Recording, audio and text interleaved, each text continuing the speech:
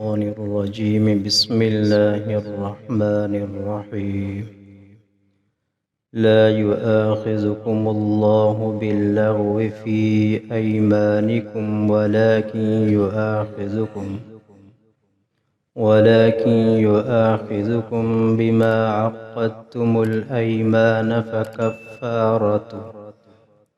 فكفارته إطعام 10 مساكين من أوسط ما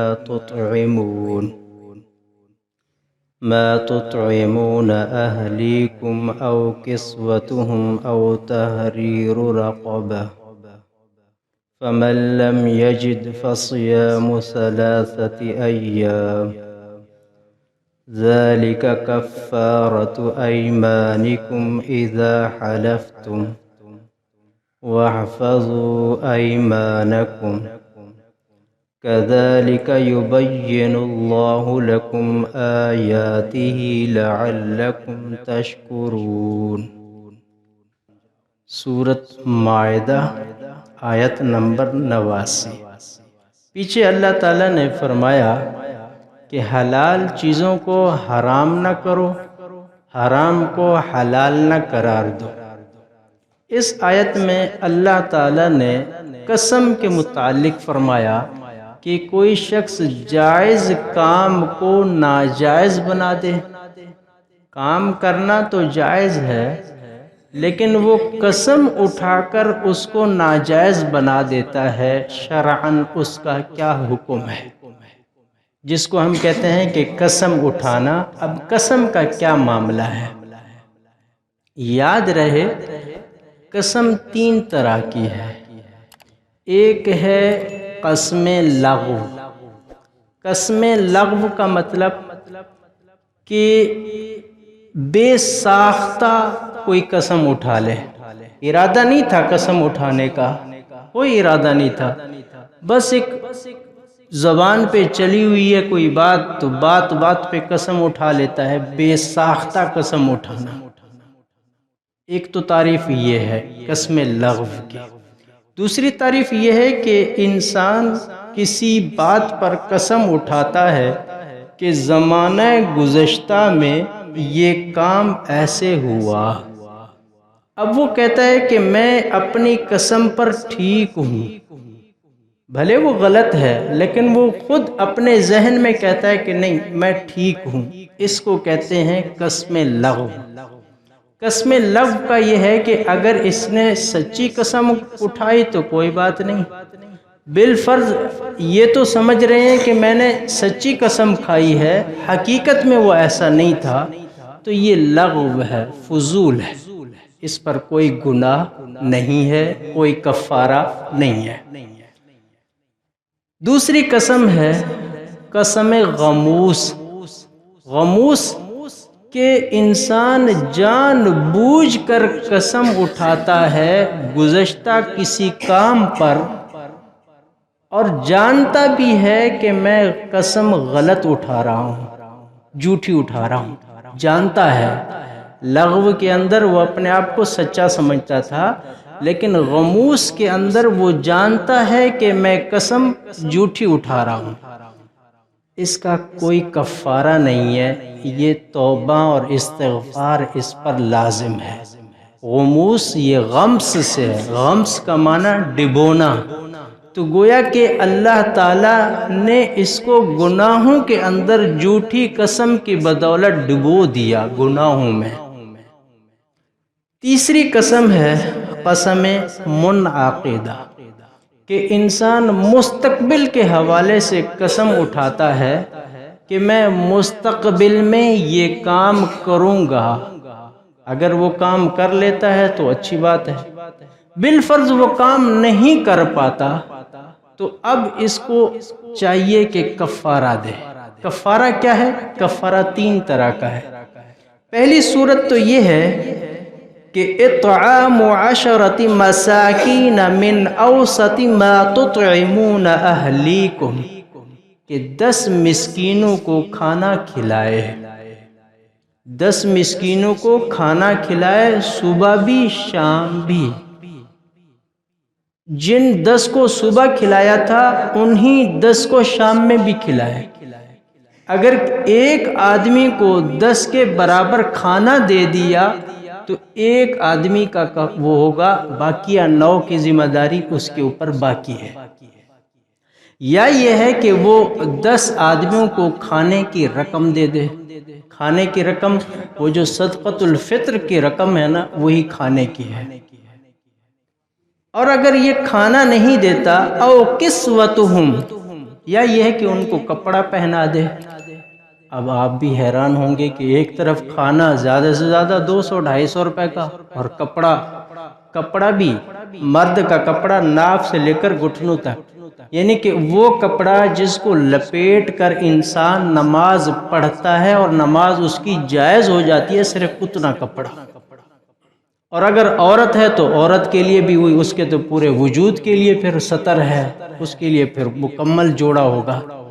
تو یہ درمیانہ ہے، نہ تو اعلیٰ کھانا ہو نہ ہی اعلیٰ کپڑا ہو، درمیانہ جو اپنے اہل و عیال پر انسان خرچ کرتا ہے وہی ہے۔ اور کھانے کے اندر بھی ایک مسئلہ ذہن میں رہے کہ بچوں کا کھانا نہیں ہے، وہ کھانا جو ایک نارمل انسان کھاتا ہے وہی کھانا ہے۔ دوسرا یہ ہے او تحریر رقبہ، یا یہ ہے کہ گردن آزاد کرانا، ایک غلام کو آزاد کرانا۔ اگر کسی نے قسم کھائی، اب وہ قسم کو پورا نہیں کر پایا، اب کھانا بھی نہیں کھلا سکتا، تو ایک غلام کو آزاد کرائے۔ لیکن غلام تو آج ہے ہی نہیں، غلام کا تو وہ سلسلہ ہی ختم ہو گیا ہے۔ تو اب تیسری صورت فَمَن لَّمْ يَجِدْ فَصِيَامُ ثَلَاثَةِ أَيَّامٍ، کھانا بھی نہیں کھلا سکتا، کپڑا بھی نہیں پہنا سکتا، غلام بھی نہیں ہے کہ جس کو آزاد کرے۔ تیسری صورت یہ ہے ثلاثۃ ایام، وہ 3 دن مسلسل لگاتار روزہ رکھے، یہ ہے اس کا کفارہ۔ اور آگے فرمایا ذالک کفارۃ ایمانکم، یہ تمہارے اس قسموں کا کفارہ ہے اذا حلفتم، جو تم قسمیں کھاتے ہو۔ اب یہاں ایک حکمت کیا ہے کہ ایک بندہ اللہ کی قسم کھاتا ہے اور اس کو پورا نہیں کر پاتا، تو شریعت کہتی ہے کہ وہ 10 مسکینوں کو کھانا کھلائے۔ شریعت کہتی ہے اگر یہ نہیں کر سکتا تو غلام آزاد کرے، یہ نہیں کر سکتا تو 3 دن لگاتار روزے رکھے۔ یہ میرے رب کے نام کی لاج رکھنے کی بات ہے کہ اس نے اللہ کا نام لیا، اب اس کی لاج نہیں رکھ پایا، تو اللہ تعالیٰ نے بطور تعذیب، بطور سزا کے اللہ تعالیٰ نے اس کے اوپر یہ چیز لازم کر دی ہے۔ اور آگے فرمایا وَاحْفَظُوا أَيْمَانَكُمْ، اپنے قسموں کی حفاظت کرو۔ اب یہاں پر محققین فرماتے ہیں بہت سے لوگ ناجائز بات پر قسم کھا لیتے ہیں کہ اللہ کی قسم میں اپنے بھائی سے بات نہیں کروں گا، اللہ کی قسم میں اپنے بھائی کے گھر نہیں جاؤں گا، یہ ناجائز بات ہے۔ اب وہ ڈٹے ہوئے ہیں کہ یار ہم کیا کریں، مجبوری ہے، ہم نے تو قسم کھائی ہوئی ہے، اب ہم کیسے جائیں۔ فرمایا کہ نہیں، جب تم نے غلط کام پر قسم کھائی ہے تو اب اس کا کفارہ دو اور وہ قسم توڑ دو۔ پہلے قسم توڑنی پڑے گی پھر کفارہ دینا پڑے گا۔ کہ مثال کے طور پر اگر کسی نے کہا کہ میں اللہ کی قسم اپنے بھائی کے گھر نہیں جاؤں گا، اب وہ کہتا ہے کہ میں نے تو قسم کھا لی ہے تو پہلے میں کفارہ دے دوں پھر بھائی کے گھر چلا جاؤں، یہ غلط ہے۔ کیونکہ پہلے کفارہ تو ہے قسم ٹوٹنے پر، ابھی تو اس کی قسم ہی نہیں ٹوٹی، تو پہلے یہ بھائی کے گھر جائے گا پھر آ کے یہ کفارہ دے گا۔ اور ان کفارہ پہ بھی تاخیر نہیں کرنی چاہیے۔ بہت سے لوگوں کی ایک تو ہوتا ہے کہ شریعت نے کہا کہ لغو، فضول باتوں پہ قسم کھا لیتے ہیں، بات بات پہ قسم کھا لیتے ہیں، اور قسم کھانے کا ارادہ بھی نہیں ہوتا، لیکن ایک مارکیٹ میں یا باتیں چل رہی ہوتی ہیں تو قسمیں پہ قسمیں کھاتے ہیں۔ خصوصاً یہ اہل عرب میں واللہ باللہ تاللہ کی قسم ایک مشہور ہے۔ اور دوسرے یہ ہے کہ اگر یمین غموس ہے جان بوجھ کر جھوٹی قسم کھا رہا ہے تو یہ گناہ کبیرہ ہے، توبہ استغفار کے علاوہ اس کی کوئی معافی تلافی نہیں ہے۔ اور اگر یمین منعقدہ ہے، مستقبل کی قسمیں ہیں، اگر جائز بات پہ کھائی یا ناجائز بات پہ کھائی، دونوں صورتوں میں اسے کفارہ دینا ضروری ہے۔ بہت سے لوگ کہتے ہیں کہ جائز بات پہ تو کفارہ دیں، ناجائز بات پہ کفارہ کس چیز کا؟ نہیں، احناف کے ہاں یہ ہے کہ اگر اس نے غلط بات پر بھی قسم کھا لی کہ میں بھائی سے بات نہیں کروں گا، اللہ کی قسم میں بھائی سے بات نہیں کروں گا، غلط بات ہے، اب کہتے ہیں کہ نہیں، اب اس پر بھی کفارہ دے گا۔ اور آگے فرمایا وَاحْفَظُوا أَيْمَانَكُمْ، اپنے قسموں کی حفاظت کرو، كَذَلِكَ يُبَيِّنُ اللَّهُ لَكُمْ آيَاتِهِ لَعَلَّكُمْ تَشْكُرُونَ۔ اب یہاں حکمت آ گئی کہ اللہ کا نام لیا، اس کے بدلے میں اس کو جو 3 سزائیں ملی ہیں کہ یہ نہیں تو یہ نہیں تو یہ، کیوں؟ لعلکم تشکرون، تاکہ اللہ کی محبت، اللہ کا احترام، اللہ کا ادب تمہارے دلوں میں بیٹھ جائے۔